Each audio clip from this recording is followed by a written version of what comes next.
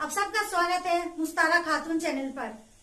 आज मैं आपको बताने जा रही हूँ निबंध लेखन के बारे में। निबंध लेखन कैसे लिखे ताकि आपको फुल मार्क्स मिले।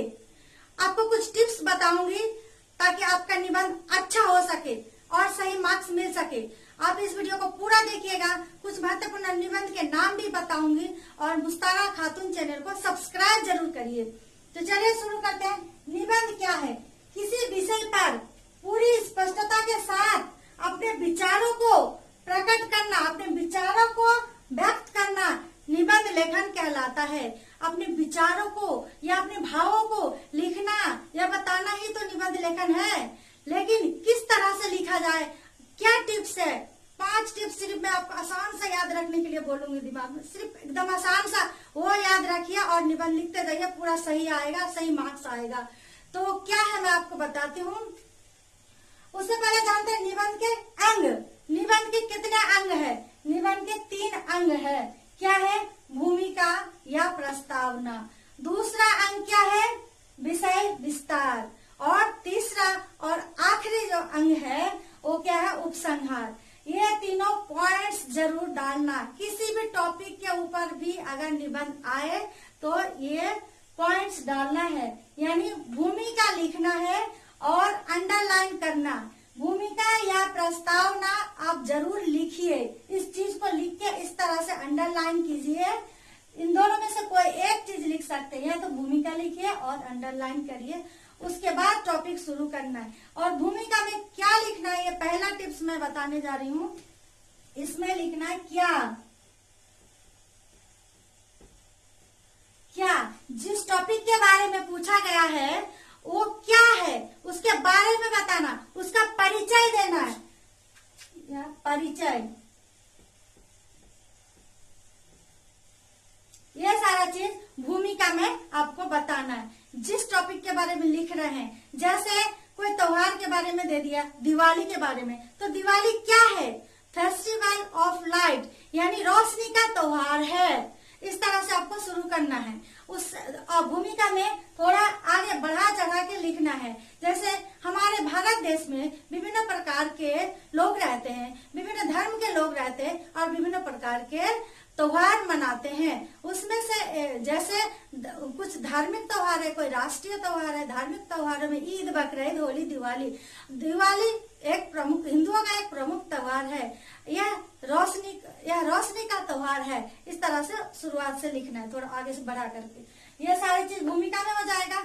अब उसके बाद दूसरा पॉइंट डालेंगे। अगर उसमें आपको टॉपिक दे रखा है, पॉइंट दे रखा है कि इसके बारे में लिखिए, तो उस टॉपिक को लिखकर अंडरलाइन ऐसे करना है।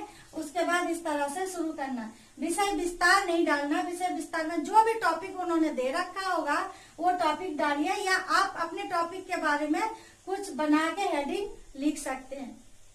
और तो दूसरा विषय विस्तार में क्या लिखना है, क्या याद रखना है। जैसे बहुत बच्चे क्या करते हैं, शुरू कर देते हैं कि दिवाली के बारे में आया तो बहुत आसान है, कुछ भी लिख डालो, भर भर के बहुत सारा आता है। दिवाली ऐसे मनाते हैं, ये करते हैं, घरों को सफाई करते हैं, सजाते हैं, ये खाते हैं, ये पूजा करते हैं, इस तरह से लिख देते। लेकिन ऐसा नहीं लिखना है। सबसे पहले याद रखना है क्या होता है। जिस टॉपिक के बारे में पूछा है वो क्या होता है, वो भूमिका में लिखना है। उसके बाद विषय विस्तार में क्या क्या लिखना है, मैं आपको 4 चीज बताती हूँ। कम से कम 3 पॉइंट जरूर याद रखना। कब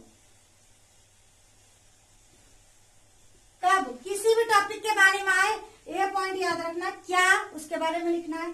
कब, क्यों,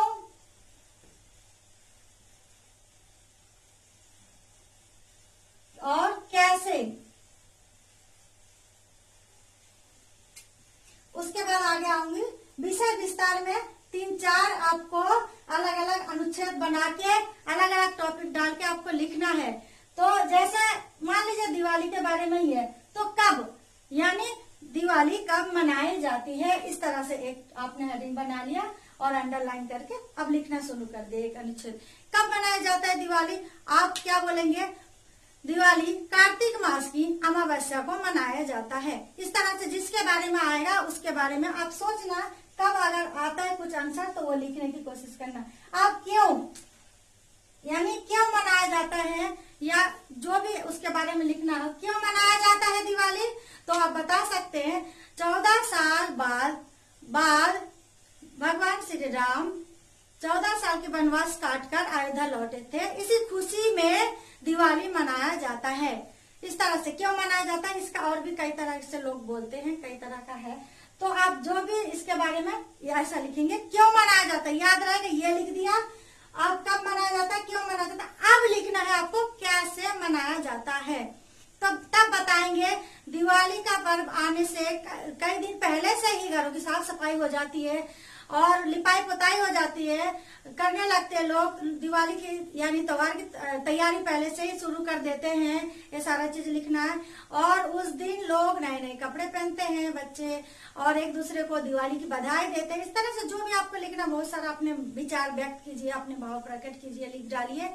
और लक्ष्मी जी की पूजा होती है शाम को, जो भी आपको जितना पता है सब लिख डालिए। उसके बाद ये सारे पॉइंट हो गए, 2-3 अनुच्छेद में लिखिए। कैसे मनाया जाता है हो गया, और क्यों मनाया जाता हो गया, अब कैसे मनाया जाता है मैं ये सारा बड़ा करके लिखना है अनुच्छेद में। और इसी में आपको एक चीज क्या क्या याद रखना है, जो कि आपका लगे कि हाँ निबंध में कुछ लिखा है, कुछ अच्छा लिखा, कुछ मार्क्स जरूर अच्छा मिले, तो वो क्या क्या आपको लगाना है, एक क्या क्या बातों का ध्यान रखना है। वो देखिए, जैसे अलग अलग अनुच्छेद में लिखना है, निबंध को हमेशा अलग अलग अनुच्छेद में लिखना है। और सरल भाषा होनी चाहिए आपके निबंध लिखने की, आपकी अपनी भाषा सरल होनी चाहिए। लेकिन हाँ, आप तत्सम शब्द का प्रयोग कर सकते हैं ताकि वाक्य अच्छा बने। और मेन चीज जो एक है वो क्या है, उसमें कविता की पंक्ति वगैरह लगा सकते हैं, जो आपको याद आए, जो सुटेबल हो उस टॉपिक के अनुसार, जिसके बारे में निबंध लिखने को आया है उससे मैच करता हुआ, उस पर जो सूट करे कविता की पंक्तियां या उदाहरण लिख सकते हैं कुछ। और यहाँ महापुरुषों के कथन आदि लिख सकते हैं, महापुरुषों ने किसने क्या कहा था, इस तरह का यहाँ पे लिख सकते हैं। मैं आपको कुछ बता देती हूँ। जैसे मान लीजिए विषय विस्तार में ही लिखना है ये सब, समय का सदुपयोग आया है पेपर में, तो आप उसमें लिख सकते हैं कि किसी ने सही कहा, ये कबीर जी ने सही कहा, मनुष्यों को सचेत करते हुए कि कल करे सो आज, आज करे सो अब, इस तरह से लिखना है। लेकिन इनवर्टेड कॉमा डाल के लिखना है, ऐसे करके लिख दिया इस तरह से। देशभक्ति के बारे में कुछ आए तो डू और डाई ऐसे लिख दो, डू और डाई। या हमारे नयन मुनि नेताजी सुभाष चंद्र बोस ने कहा था, तुम मुझे खून दो मैं तुम्हें आजादी दूंगा, give me blood I will give you freedom. इस तरह का आप इनवर्टेड कॉमा लगा के महापुरुषों के कथन वगैरह लिख सकते हो। इससे आपका निबंध अच्छा दिखेगा, अच्छा मार्क्स आएगा, इस चीज का ध्यान रखना। और जैसे किसी प्रदूषण के बारे में आया हो या पेड़ पौधों के बारे में, पेड़ लगाओ जीवन बचाओ, या जल ही जीवन है, इस तरह का आप कविता की पंक्ति वगैरह या कोई भी उदाहरण वगैरह, आप कोई भी लाइन जो अच्छा लगे, जो सूट करे, उसका प्रयोग जरूर करें। और उसमें क्या हुआ, क्या हुआ, कैसे होता है या कैसे मनाया जाता है, यह चीज आप विषय विस्तार में अलग अलग अनुच्छेद बनाकर लिख सकते हैं। और मैंने जैसे आपको बताया, भाषा सरल होना चाहिए, तत्सम शब्द का भी प्रयोग कर सकते हैं। अब इस तरह से विषय विस्तार हो जाएगा, कब क्यों कैसे, कहाँ भी हो सकता है, कहाँ। जैसे अब आगे लिखेंगे उपसंहार, ये पॉइंट डाल के अंडरलाइन करके अब लिखना आप चालू करेंगे। उपसंहार में आपको लिखना है क्या करे क्या ना करे, ये अपने तरफ से लिखना है।